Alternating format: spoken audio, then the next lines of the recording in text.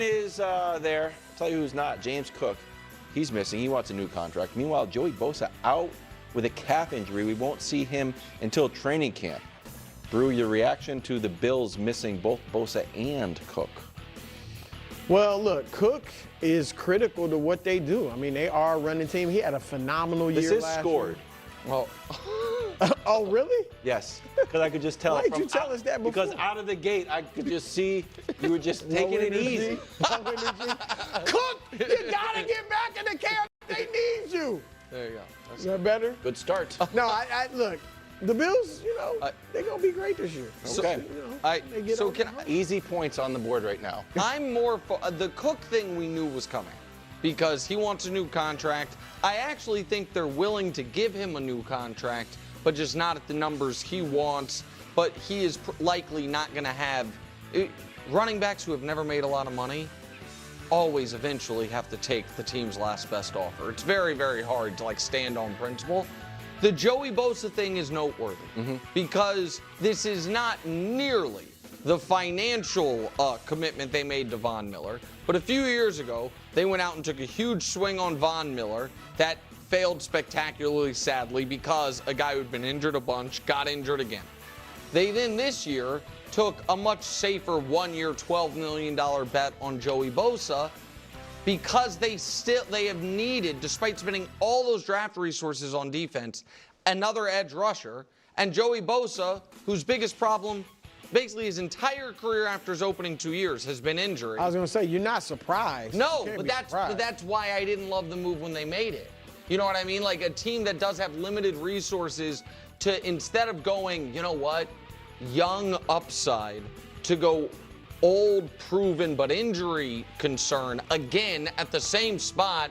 And right, it's just but a calf strain, but one still, year deal, right? But they need him for this year's. Yeah, I mean, if I'm not going to trip over it right now because he's supposed to be back for training camp. I'll be surprised if he plays 16 or 17 games. I'll give you that. But I didn't hate the move because of his talent, and you just got to hope he stays healthy, which has been his problem.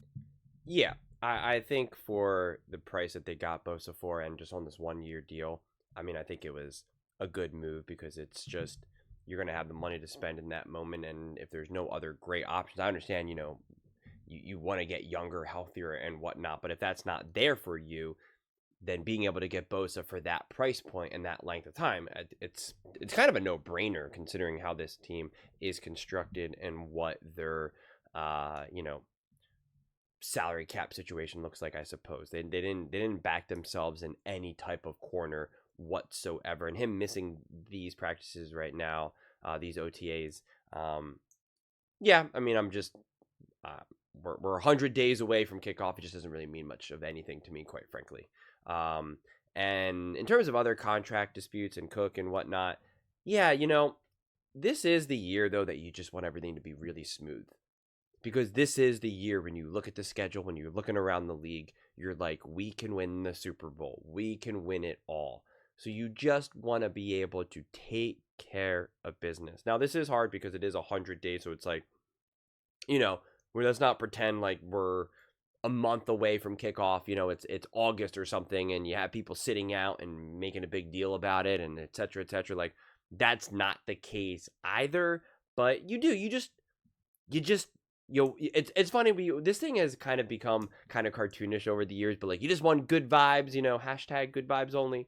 But like, it is, there's a truth to it. There's an energy, there's a vibe, there's a belief in the locker rooms that you guys feel it in your everyday life all the time. Whether it's at work, whether it's with your family. You ever have like a family dinner, right, where you're with some cousins, aunts, uncles, and immediate family, and like sometimes you're just like, this is pretty fun, this is chill, and other times you're just like, man, this has a weird vibe to it right now. I got bad feelings about it. Like, it's a real thing that happens in life, and it certainly happens with football teams. And when you have the aspirations that the Buffalo Bills have right now, especially coming off of a season that they just had, to me, it's just, it's all hands on deck. It's like, it's funny because, and I don't really believe this, but a part of me does. It's like, I'm almost like, I don't want to see Josh Allen smile again until he wins the Super Bowl, because it's just like, it just should be just all business right now. It should just be all business, 100% hyper-focused. I don't care if we beat the Chiefs by 1,000 in week whatever. I don't care about the Ravens, the Bengals, the this, that. I don't care. I'm focused right now. I don't care if we're undefeated. I don't care if we I mean, obviously, if you lose every game, you're not going to make the playoffs. But I don't care if we're in the wild card. Like, I am so focused right now on getting to the playoffs and then winning. That's all I care about. Nothing else.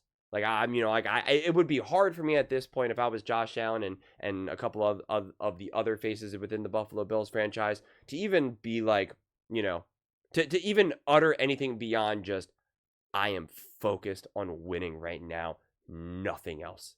Like, it would be hard for me no matter what if we were up 45-0 to even let out a smirk on the sideline. Someone makes a joke, I'd be like, yeah, that's a funny joke, but don't care right now.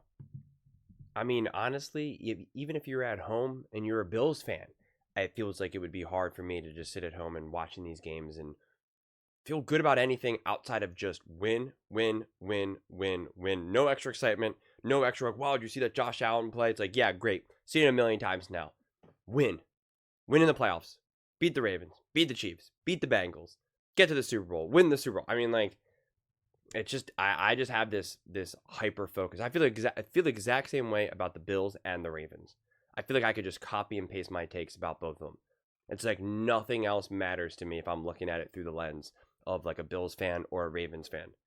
And so, any type of little extra noise, like a contract issue, another key player may be hurt. And I don't want to say like he's necessarily a key player, but just like I'm just focused.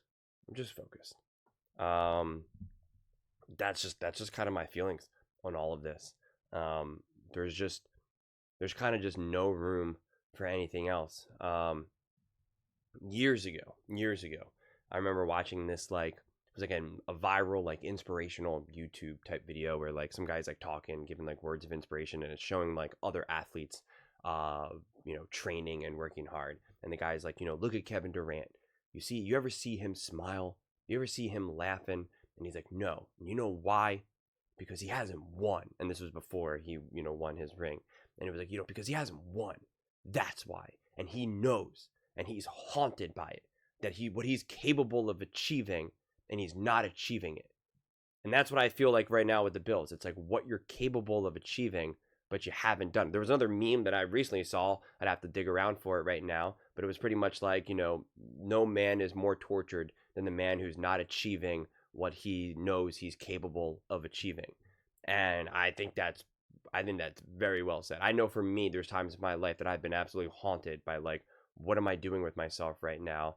Whatever I'm looking at, whatever lens I'm looking at it through, whether it's like family, life, financial, professional, whatever it is, I'm like, I'm here and I know I can achieve so much more, but I'm not. Why am I not? What is going on? Is it me? Is it the world? Is it luck? Bad luck? What is it? And it haunted me, truly. And it's just like, that's kind of what I look at it with the Bills right now. This haunting. It's just like, and especially after seeing what the Eagles were able to do, it's like, I saw another team not named the Chiefs win the Super Bowl. I saw a team dominate the Chiefs in a way that we never did. I'm confident that our quarterback is better than that quarterback, Jalen Hurts, and yet he is a Super Bowl MVP and Jalen Hurts is not.